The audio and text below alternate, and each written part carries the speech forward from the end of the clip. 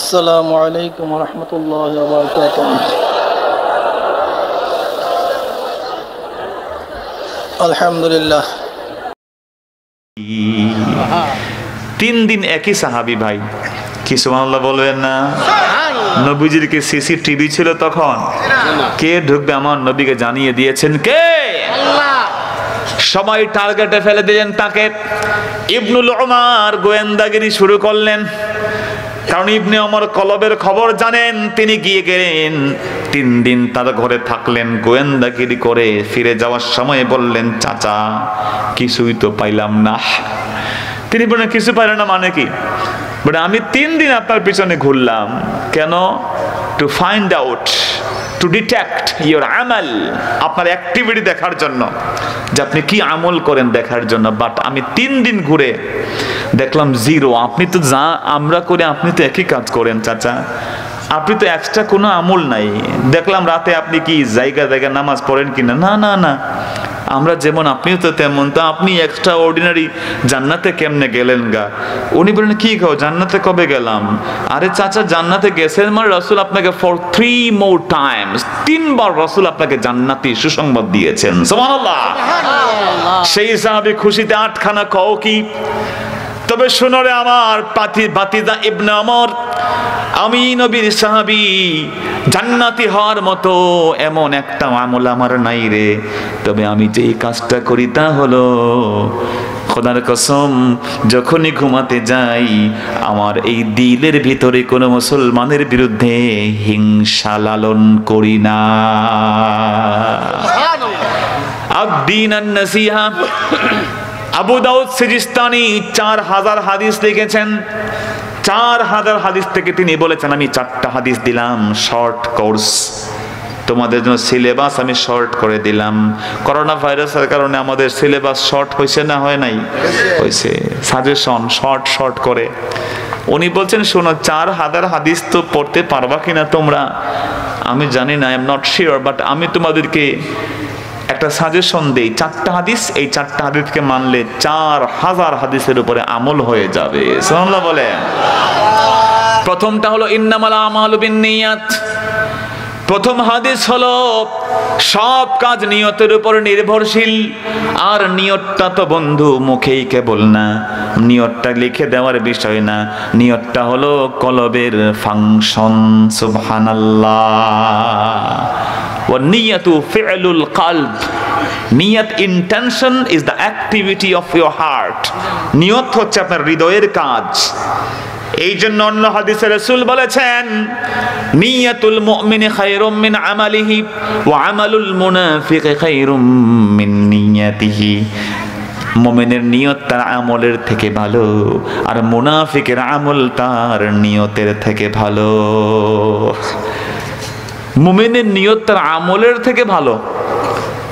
নিয়ত আমলের থেকে কি ভালো? যেমন আপনি নিয়ত করছেন একটা রাতের বেলা উঠে তাহাজ্জুদ পড়বেন, কি পড়বেন? 3টায় উঠে গেছেন, বাট অজুখানায় গিয়ে দেখেন আরেক ভাইয়ের সাথে দেখা হয়ে গেল। আপনার নিয়ত কিন্তু পরিষ্কার যে তাহাজ্জুদ পড়বেন আল্লাহর জন্য, কাউকে দেখানোর জন্য নয়। কিন্তু সেখানে গিয়ে দেখা হলো আব্দুল করিম, আব্দুর রাহিমের সাথে। সে বলল, কিও? কয়েছে অনেকদিন তো মোটামুটি আল্লাহর লগে যোগাযোগ নাই, আজকে একটু রাতে তাহাজ্জুদ পড়তে চাই। যখন এটা বললেন আমলের মধ্যে রিয়া চলে আসলো। কি ভাই ঠিক না? এই রিয়া করলে কি আল্লাহ আমল কবুল করবেন ভাই? কিন্তু আপনাদের নিয়ত কিন্তু পরিষ্কার ছিল, ওই নিয়তের সওয়াব দিবেন কে? এই জন্য মুসলমান, রাসূল বলেছেন, ওয়া আমালুল মুনাফিকি খায়রুম মিন নিয়াতিহি। আর মুনাফিকের আমলটা বড় তরতাজা সাচ্চা, কিন্তু দিলের ভিতরে তার অসুস্থতা। কথা কোন ঠিক কিনা? আমার মুসলমান বন্ধুগণ, আবু দাউদ রাহমাতুল্লাহ বলেছেন, প্রথম হাদিস ইন্নামাল আমালু বিন্নিয়াত।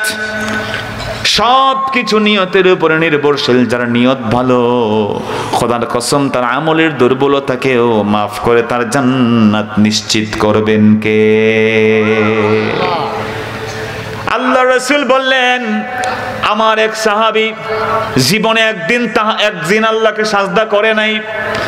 ভালো করে শুনেন, একদিন আল্লাহকে সাজদা করে নাই, একদিন একটা টাকা দান করে নাই, একদিন রোজা রাখে নাই, 1 টাকা যাকাত দেয় নাই, একদিন হজ করতে পারে নাই, কিন্তু আমি নবী আমার ওই সাহাবীকে জান্নাতে দেখেছি। সাহাবীদের মাথায় আকাশ ভেঙে পড়ল। তারা বললেন, নবী, যে ব্যক্তি কোনোদিন নামাজ না পড়ে জান্নাতি হলো কেমনে? আল্লাহর হাবিব বললেন, সাহাবীরা আমার, এই গতদিন আমার কাছে একজন ব্যক্তি এসে মুসলমান হয়েছিল, মুসলমান হয়েছে, দিলটা পরিষ্কার করে, আল্লাহু আকবার, দিল থেকে ঈমান গ্রহণ করেছিল।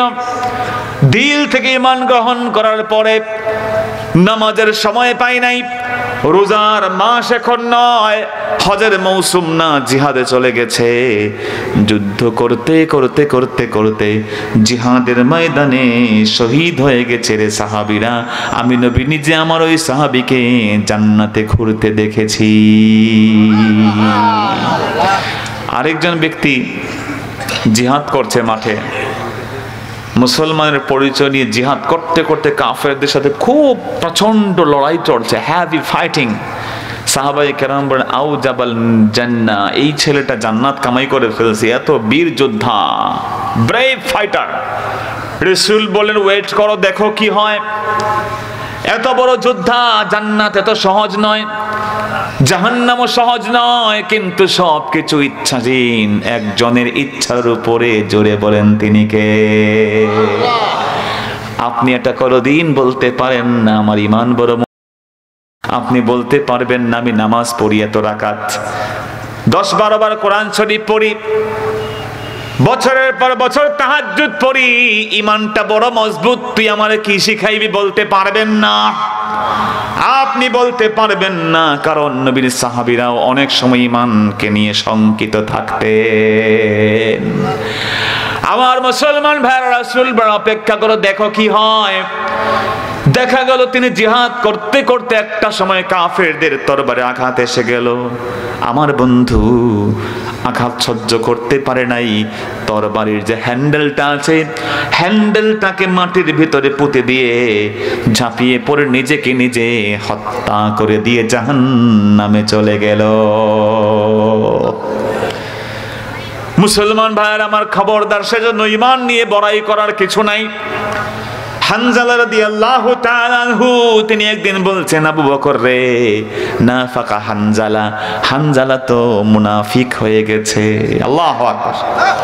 আরে হানজালা, যিনি সাহাবী, নবীকে দেখেছেন একাধিকবার, নবীর জিয়ারত পেয়েছেন, তিনি বলছেন আমি মুনাফিক হয়ে গেছি রে আবু বকর। আবু বকর বলেন, কি কও, মুনাফিক হবা কেন? কি হয়েছে তোমার?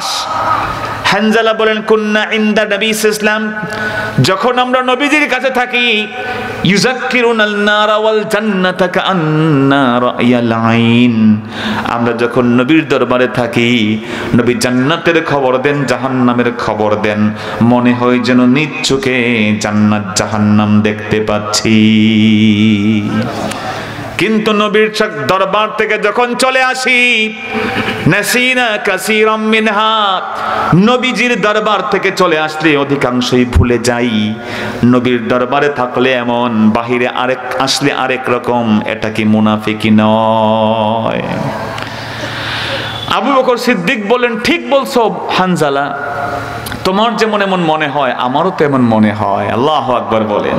কত সহজ সরল সাহাবায়ে কেরাম ছিলেন, আর আমরা ঈমান নিয়ে বড়াই করি। কথা কোন ঠিক কিনা? আমার ভাইয়েরা, চলে গেলেন দুজন নবীজির দরবারে, একই খবর দিলেন। রাসূল বললেন, রে হানজালা, ভয় পেও না, লাউ তাকুনু কামা কুনতুম ইনদি, আমার কাছে থাকলে যেমন থাকো তেমন যদি সব সময় থাকতে, লা সাফাহাতকুমুল মালায়েকা, তাহলে তোরা আমার সাহাবী, তোমাদের বিছানায়, তোমাদের মাজলিসগুলোতে আর তোমাদের রাস্তার মধ্যে জান্নাতের নূরের ফেরেশতারা তোমাদের সাথে মুসাফাহা করত। কিন্তু জীবনটা এমন, কখনো এমন এমন এমন, সংসার ধর্ম সবই করতে হবে, কেবলমাত্র সব ছেড়ে দিয়ে একমুখা হলে হবে না। সেই হানজালা কে? যিনি তার ঈমান নিয়ে শঙ্কিত। বিয়ে হয়েছে যেই দিন, তার পর দিন উহুদের যুদ্ধ শুরু হয়ে গেছে। আল্লাহু আকবার।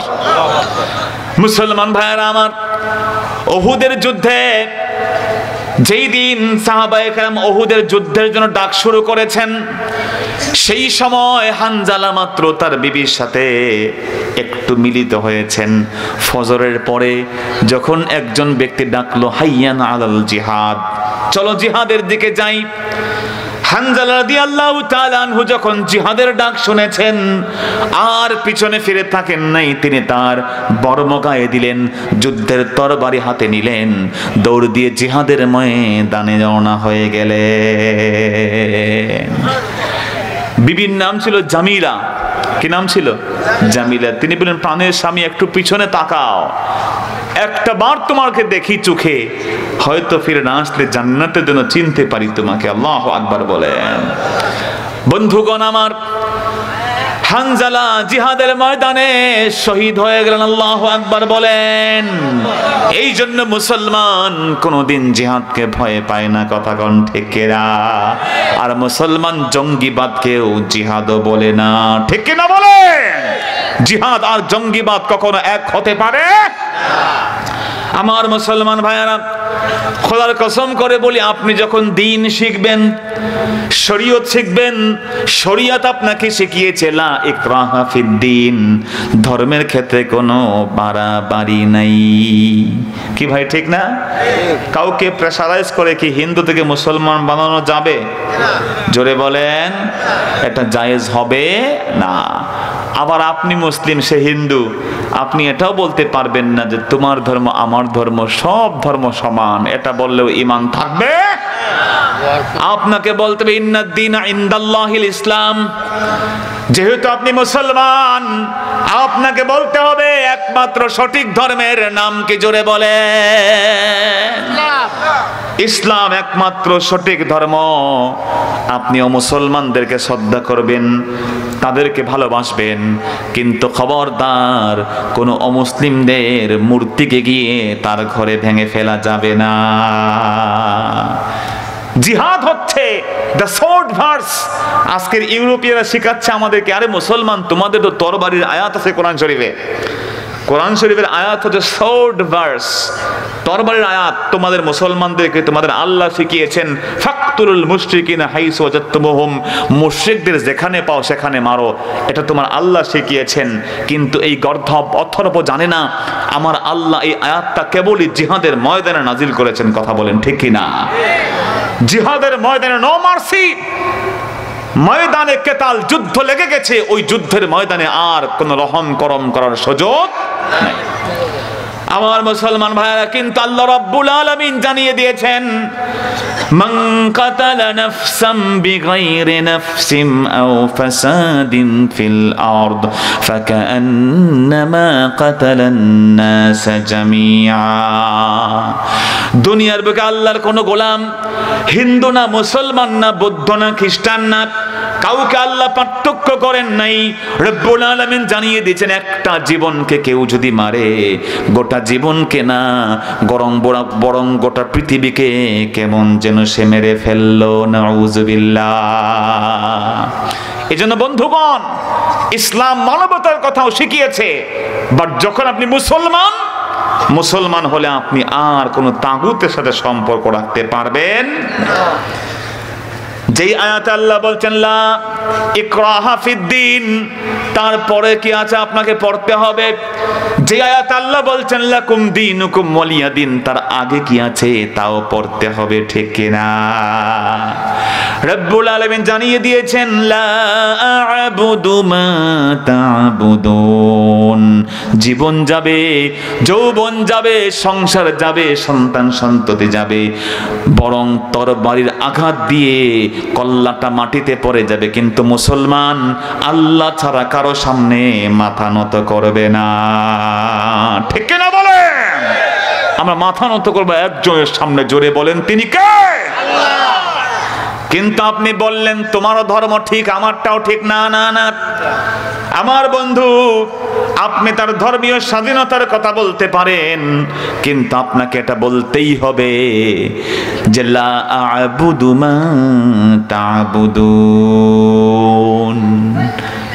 কিন্তু আপনি মুসলমান, পূজার মণ্ডপে গিয়ে আপনি মাথা নিচু করবেন, অমুসলিমদের সংস্কৃতির সেখানে গিয়ে পার্টিসিপেশন করবেন, এটা হবে না। আল্লাহ যেমন বলেছেন লা ইকরাহা ফিদ-দীন, এটা হাফেজি মাদ্রাসা, মনে রাখবেন। আয়াত কি তারপরে ফাত্তাবাইয়ানা রুশদু মিনাল গাই, অবশ্যই নাপাক থেকে পাক স্পষ্ট হয়ে গেছে। তারপর আল্লাহ বলছেন ফামান ইয়াকফুর বিত-তাগুতি ওয়া ইউমিন বিল্লাহি ফাকাদ ইসতামসাকা বিল উরওয়াতিল ওয়াসকা। রব্বুল আলামিন জানিয়ে দিয়েছেন যে ব্যক্তি তাগুতকে অস্বীকার করলো, ওয়া ইউমিন বিল্লাহ, তারপরে ঈমান আনলো। আগে তাগুতকে মাইনাস করতে হবে, তারপরে ঈমান। কিন্তু আপনি তাগুতের সাথে সম্পর্ক মানে আল্লাহর বিরোধী যারা আছে তাদের সাথে আপনার দহরম মহরম, এরপরে আপনি মুমিন দাবি করবেন, হবে না। আপনার ব্যবসা সুদের সাথে সম্পৃক্ত, আপনার লেনদেন সব কিছু সুদ ঘুষের সাথে সম্পৃক্ত, আর আপনি ঈমানদার দাবি করলে কাজ হবে না। ভাই কথাগুলো খারাপ লাগছে আপনাদের? যদি আপনি মনে করেন মসজিদ মে যাকে নামাজ পড়ো, হোটেল পে শরাব পিও, তাকে শয়তান भी खुश रहो, रहमान भी नाराज ना हो। যদি বলেন যে মসজিদে গিয়ে নামাজ পড়বো আল্লাহর জন্য, আর শরাবখানা গিয়ে আমি সেই হোটেলে গিয়ে শরাব খাবো শয়তানের জন্য, যে আল্লাহ খুশি শয়তানও নারাজ না হয়ে যায়, এর নাম কি মুসলমান হতে পারে? জোরে বলেন পারে? এই জন্য ইমানদার মুসলমান হতে হলে তাগুতকে মাইনাস করতে হবে। সুদ থাকতে পারবে না, বেপরদা থাকতে পারবে না, মিথ্যা থাকতে পারবে না, কথা বলেন ঠিক না? কিন্তু আল্লাহর গোলাম মুসলমান যদি তাগুতের সাথে সম্পর্ক থাকে, ইমানদার দাবি করে, বন্ধু সে প্রকৃত মুমিন হতে পারবে না। এজন্য আমরা ঈমানের কালিমা কি পড়ি? লা ইলাহা ইল্লাল্লাহ। আগে বলি লা ইলাহা, তারপরে ইল্লাল্লাহ। লা ইলাহা মানে কেউ নাই, কেউ নাই, জীবনদাতা কেউ নাই, বিধানদাতা কেউ নাই, বাঁচানেওয়ালা কেউ নাই, মেরে ফেলার ক্ষমতা কেউ নাই, সব কিছুর মালিক একজন, তিনি কে? তো আগে সব মাইনাস, তারপরে প্লাস। কিন্তু আমরা সব সম্পর্ক সুদের সাথে, ঘুষের সাথে সম্পর্ক আমাদের অধর্মের সাথে, অন্যায়ের সাথে, জুলুমের সাথে, নির্যাতনের সাথে, গুম খুনের সাথে আছে না নাই? কিন্তু আমরা মনে করলাম যে ইমানদার হবে। জোরে কোন হবে? হযরতে হানজালা শহীদ হয়েছেন। বন্ধুরা, আমার রাসূল বললেন যারা নাকি শহীদ হয়েছে এদেরকে বিনা গোসলে কবর দিয়ে দাও। আল্লাহর নবী দেখলেন একজন মেয়ে খালি দৌড়ায় দৌড়ায়। রাসূল বলেন এই মহিলাটাকে দৌড়ায় কেন, নিয়ে আসো। খোঁজ নিয়ে দেখা গেল তার নাম জামিলা। কি নাম জোরে কোন? জামিলা। বললেন জামিলা তুমি দৌড়াও কেন, তোমার না বিয়ে হয়েছে গত রাতে? জামিলা বললেন নবী আমি দৌড়াই কেন, তার কারণ হলো আমার হানজালা তো যুদ্ধের ময়দানে শহীদ হয়ে গেছে গো নবী। তাহলে হয়েছে কি, তুমি চলে যাও। আফসোস আমার হানজালা জিহাদে আসছে, আমি বুঝতে পারি নাই। সে বিয়ের রাতে যেই দিন বিবিকে নিয়ে স্বামী স্ত্রীর সম্পর্ক থাকতো, একটা দিন যায় নাই সে জিহাদে এসেছে। আহা, কিন্তু রাসূল আমি ওর জন্য দৌড়াই নাই, আমার স্বামী জিহাদে গিয়ে শহীদ হয়ে গেছে, এ নিয়ে আফসোস নাই আমার। আল্লাহু আকবার বলেন। কিন্তু আমার চিন্তা হলো আমার স্বামী জিহাদে গেছেন, জিহাদে গিয়ে শহীদ হয়েছেন। আপনি বলেছেন জিহাদি মুসলমানদেরকে, শহীদ মুসলমানদেরকে বিনা গোসলে কবর দিতে, কিন্তু আমার স্বামী তো আমি ভালো জানি নবীকে লজ্জার কথা কি বলবো, তার উপরে তো গোসলটা ফরজ ছিল। সে গোসল না করে চলে আসছে, আপনি ডাকছেন পিছনে ফিরে থাকে নাই, গোসল যে করে নাই ভুলে গেছে নবী। আল্লাহু আকবার বলেন। নবীজি চিন্তায় পড়লেন, রব্বুল আলামিন বললেন ইরফা রাসাকা ইয়া মুহাম্মদ, বন্ধু মাথা তুলেন। নবীজি যখন মাথা তুললেন, আমার নবী মাথা তুলে দেখলেন, মাথা নামালেন, বললেন জামিলা চলে যাও। এই মাত্র আমার আল্লাহ দেখিয়েছেন জান্নাতের নূরের ফেরেশতারা আমার হানজালাকে জান্নাতি নূরের পানি দিয়ে গোসল করিয়ে দুনিয়ায় পাঠায়া দিয়েছে। আমার মুসলমান ভাইরা, হানজালা এত বড় মুসলমান, গাসিলুল মালাইকা, জান্নাতি ফেরেশতারা যাকে গোসল দিয়েছেন। জামিলা বলেন আমি আমার স্বামীকে গিয়ে দেখলাম তার চুল মোবারক দিয়ে জান্নাতের তাসনিমের পানিগুলো ঝরঝর হয়ে পড়ছে। এমন নিজের ঈমান নিয়ে কি করছেন, বলছেন যে না ফাঁকা হানজালা, হানজালা মুনাফিক হয়ে গেছে রাসূল। আর আমরা ঈমান নিয়ে বড়াই করি, আছে না নাই? জোরে কোন আছি না নাই? এজন্য মুহতারাম হাজিরিন, এই যে সামগ্রিক আমাদের মনের বেধি, এই বেধিগুলোর মধ্যে একটা ভয়ঙ্কর বেধি, খতরনাক বেধির নাম হলো হিংসা। কি নাম জোরে বলেন? আমরা বাকি সময় এ নিয়ে কথা বলবো। আপনাদের কষ্ট হচ্ছে ভাই? দুই একজন মাঝখান থেকে উঠে গেলেন, কারণ কি? মাহফিল কি 11টার বেশি হয় না আপনাদের এলাকায়?